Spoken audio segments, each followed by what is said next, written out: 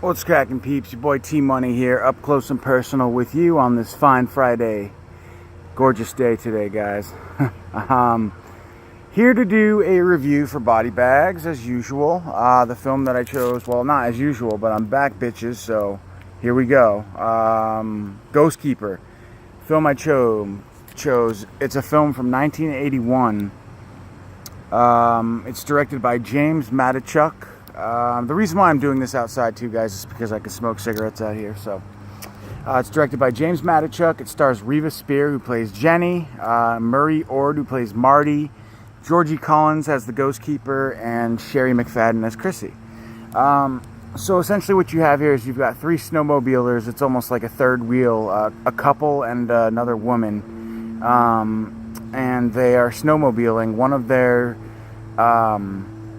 snowmobiles gets fucked up or whatever. They get in an accident, the girl, and they end up stranded, and they take refuge for the evening in this secluded deer lodge, and all hell breaks loose. Now, the film is based on the story of the Wendigo, which many of you guys know from Native American folklore. It's basically a demon inside of in human flesh, or a ghost of the flesh. So basically a ghost that resides in a human body, and it needs blood to stay alive. So I guess first though, one of the things about the film is it's filmed in Canada, I think in Banff National Park. So the scenery in the film is just beautiful. It's a winter setting. Again, it takes place in Canada in the mountains, so it's a very rural, outdoorsy, beautiful setting, I guess. Wilderness setting in the winter. The film kind of reminds me of a snow version of Just Before Dawn. You even have similarities with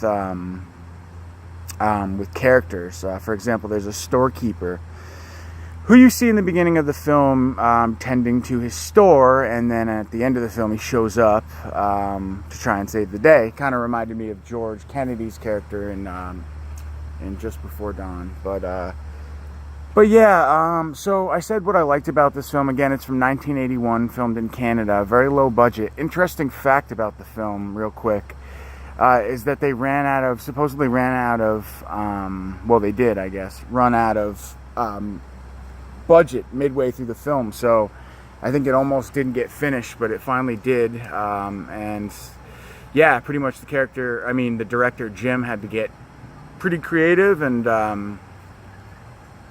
make things happen with no budget, I guess. So, little interesting tidbit I read about when I was preparing for this. So I guess what I liked about the film, primarily a few things. The atmosphere, again, I mentioned how gorgeous the winter setting is in the mountains of Canada.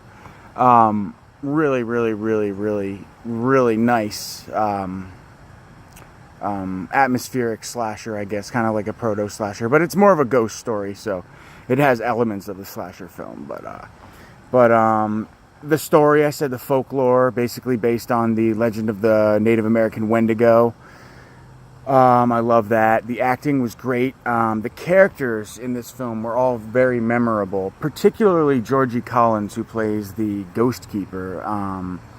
She's just an amazing character actor. She fits the role perfectly as just this creepy old woman who is essentially the housekeeper / ghostkeeper of this deer lodge. How am I doing in time? 4 minutes. All right, good. So Georgie Collins, amazing as the Ghostkeeper, and then Sherry McFadden as Chrissy. But primarily, I thought Reva Spear, who plays Jenny, the main heroine, and Georgie Collins, the main antithesis. Not the main antithesis, but you get the point. We're both great. And so essentially what you have, without spoiling too much, is there's more than meets the eye in this deer lodge that these three people take refuge in. Clearly there's something going on with the old woman, and could there be others who are, losing my train of thought, sorry, who live in the deer lodge? Could they be related? They may be to the Ghostkeeper, and who is the Wendigo, and where does the Wendigo reside? So yeah, just a really good atmospheric proto-slasherist / not really slasher. I keep saying that, but it's not really a slasher. It has elements of a slasher film. The stalk and chase scenes primarily, but it's really just kind of a moody, atmospheric horror film with elements of the slasher and the what do you call it? Superstitious, or for lack of a better word. You know what I'm saying, I think. If I know what I'm saying. The slasher film and the supernatural ghost story. Can't think of the word, but anyway, I guess that's pretty much it. One thing I didn't really like about the film, I thought the gore scenes were very weak, or the kill scenes were weak. Shotgun stabbings, but they don't really show too much. So I thought those were kind of weak.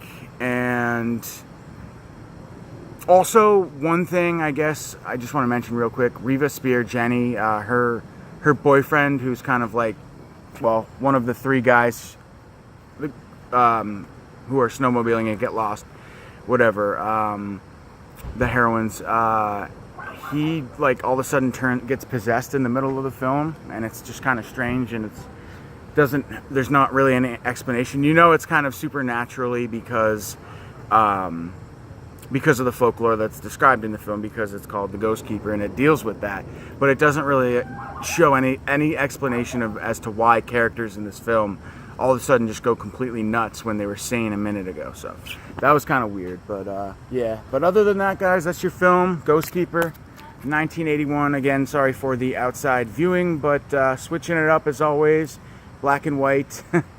And yeah, so I'll catch you guys next week on Body Bags, where fucking horror laws, you motherfuckers. Peace!